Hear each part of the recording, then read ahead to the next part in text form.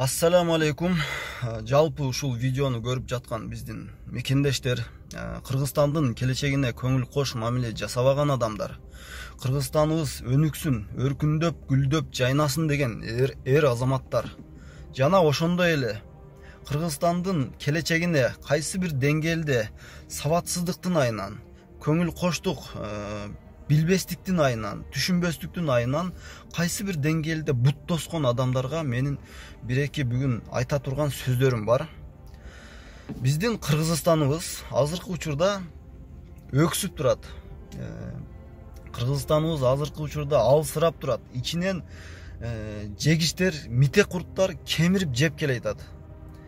Бул нерсеге биз ичибизден алыста турсак дагы, Кыргызстанда жүрсөк дагы ичибизден туюп, билип, сезип турабыз. Биздин Кыргызстаныбызга ушундай бир чечкиндүү адамдар керек болуп жатат.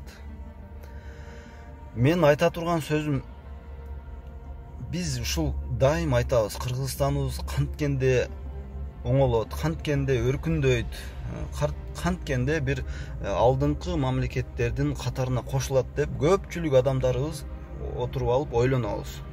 Биз дайым суроо салабыз, канткенде бизге жакшы президент келет. Азыр биз баардык мына өткөн президенттердин баардыгын сөгүп жатабыз, бири неграмотный деп атабыз, бири башка деп атабыз.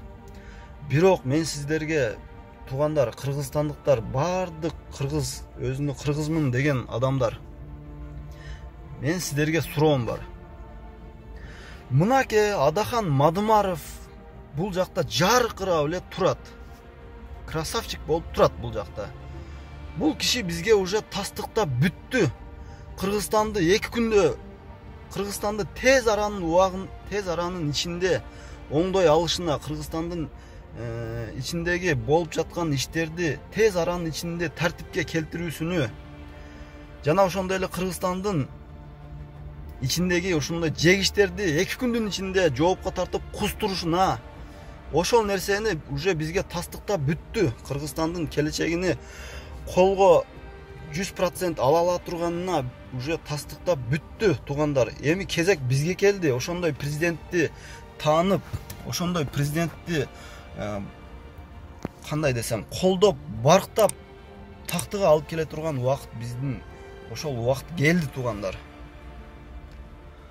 Туугандар, ушундай бир таза инсанды, ушундай бир чечкиндүү, инициативдүү, принциптери бар, позициясы так, идеологиясы бар адамды биз да каяктан издеп табабыз? Мына биздин азыр пешенебизде жаркырап ушинтип жүрөт. Бул киши өткөндө айтты: президент боломунбу, болбоймунбу, элдер мени колдойбу, колдобойбу, менин ага кызыгы жок, мага ал нерсенин кызыгы жок деди. Ошол себептен, туугандар, биз ушул кишини азыр ушундай бардык нерсени далилдеп, эгер мени президент кылсаңар иштеп бере алам, силерди ушул баткактан чыгарып кое алам. Ошол нерсени тастыктап койду, билими жагынан жана аракети жагынан дагы бардык нерсени уже далилдеп бүттү. Эми биз бул кишиге кыянат кылбашыбыз керек. Эгер бул кишини биз азыр ушундай состоянияда бул кишини тааныбасак, ушул кишини барктап биле албасак, биз ушинтип жүрө беребиз. Кыргыздар тыркырап, дүйнө жүзүнө таркап, бардык жерде ушинтип жүрө беребиз, туугандар. Мына карагыла, туугандар, мындай кишини биз да каяктан табабыз? Айткылачы, мен кече 2-3 жыл мурун Кыргызстанга бардым. Жума намазга мечитке барсак, мечитке бир жакшына адамдардын, жөнөкөй адамдардын арасына келип, жөнөкөй адамдардын арасына жан жөөкүрсүз эле келип, бир жакшына жума намазын окуп кетти. Жана мен уктум, Бишкекте дагы бир жакшына эле адамдар менен кошулуп, жакшына эле жүрөт экен, эч кандай жан жөөкүрү жок эле. Анан, туугандар, мына Адахан Мадымаровдун баягы каршы чыккан адамдар, бирде Баткен маселесинин чек арасын козгоп чыгышты. Анда дагы жакшы адамдар баары бир бар экен. Ошолор бул адамдын күнөөсүз экенин, бул адамдын ошол нерсенин туура чечилгенини тастыктап чыгышты. Бирок аргументи жок адамдар баары бир ушул аргументи жок, логикасы жок, бул адамды мен бир гана жаман көрүп жашай алам деген адамдар баары бир каршылык көрсөтө берет экен. Жана каркыра маселеси боюнча дагы мен бул нерсени билбейт болчумун. Каркыра маселеси кантип чечилгенин мен билбей ошол нерсеге дайым жооп издейт элем. Кече бир мекендешибиз чыгып айтты, Кыргызстан бул жерден утук менен ошол соглашенияга барышкан деп. Казакстанга 650 гектар жер бергенбиз дейт. Кыргызстанга болсо 2 эсе 1,5 миң гектар жерди өткөрүп, жана ошо иштетиле турган жерлерди өткөргөнбүз дейт. Ошол жерден кийин мен Адахан Мадымаровго дагы бир жолу бул чыныгы чечкиндүү адам экенине мен көзүм жетти, ошого ишендим.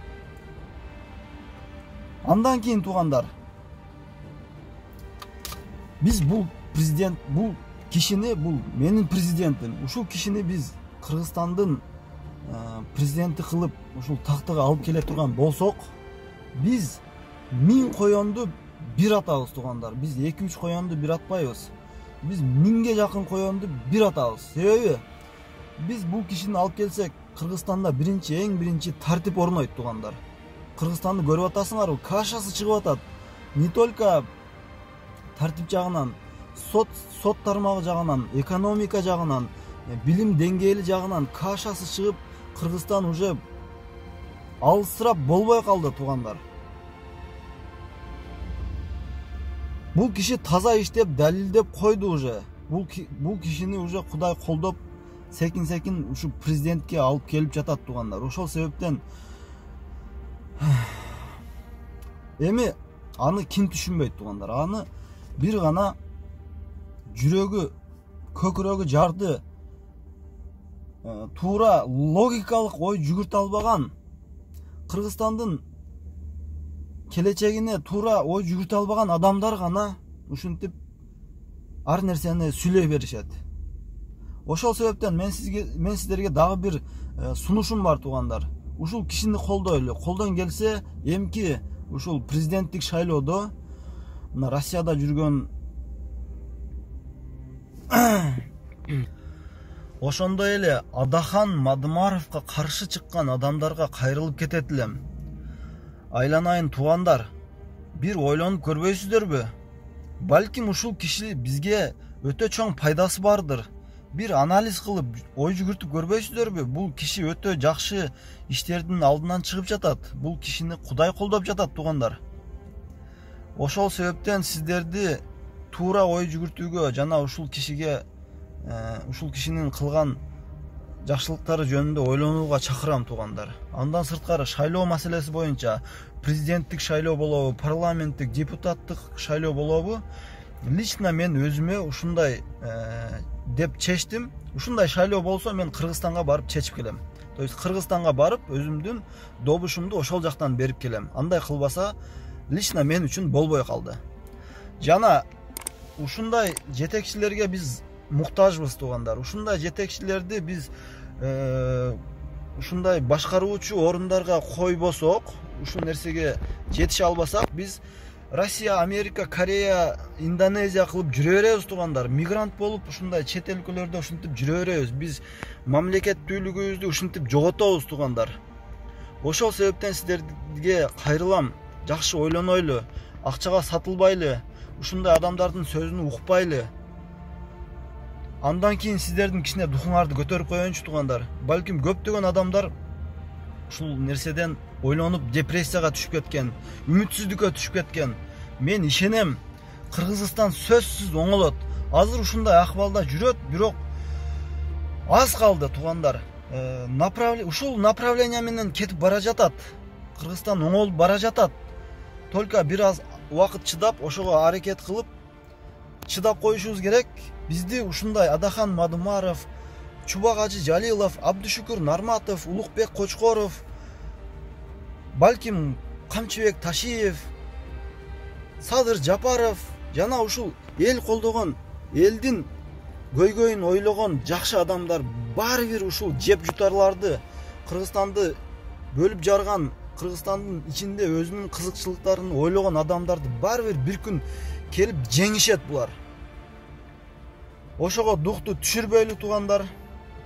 Бардыгы жакшы болот. Кудай бизди ушул жолго салсын. Кудай Кыргызстандын келечегини Кудай жакшы жолго бурган болсун. Амин. Бардыгыңыздарга тынччылык туугандар. жана лайк басууну унутпаңыздар.